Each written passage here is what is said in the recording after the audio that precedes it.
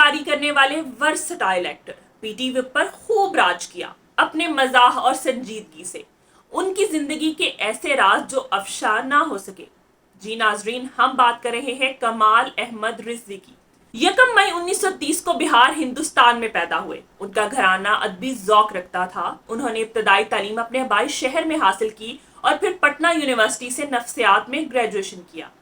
1951 میں تقسیم ہند کے بعد کمال احمد رضوی پاکستان آ گئے۔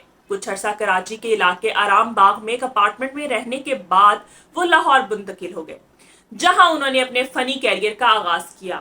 لاہور میں انہیں ادبی اور فنکارانہ ماحول بہت موافق آیا۔ انہوں نے لکشمی مینشن میں رہائش اختیار کی اور مشہور افسانہ نگار سعادت حسن منٹو کے ہمسائے بنے۔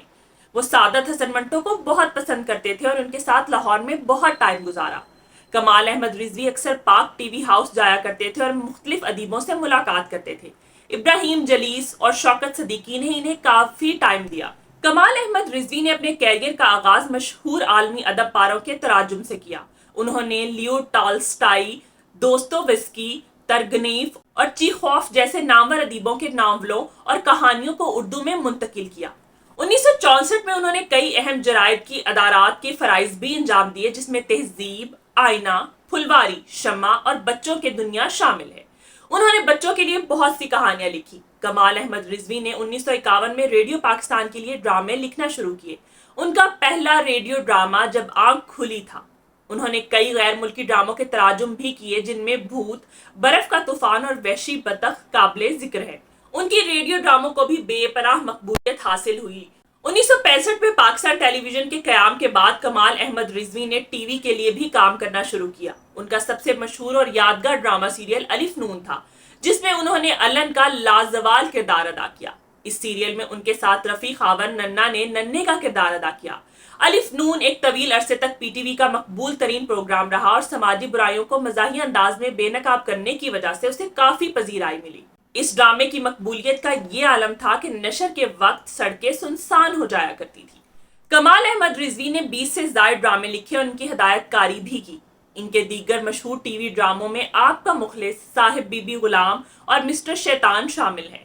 انہوں نے تھیٹر کے لیے بھی کئی یادگار ڈرامے لکھے اور ان میں اداکاری کے جوہر دکھائے، جن میں آدھی بات، بادشاہت کا خاتمہ اور ہم سب پاگل ہیں، خوابوں کا مسافر قابل ذکر ہے۔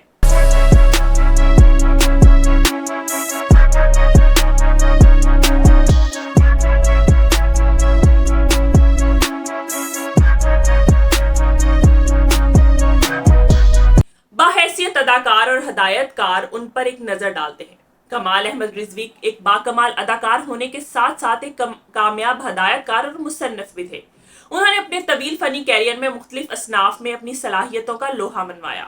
ان کی اداکاری میں ایک خاص قسم کی سنجیدگی اور مزاح کا امتزاج پایا جاتا تھا، جس نے ان کے کرداروں کو حقیقت کے قریب تر بنا دیا۔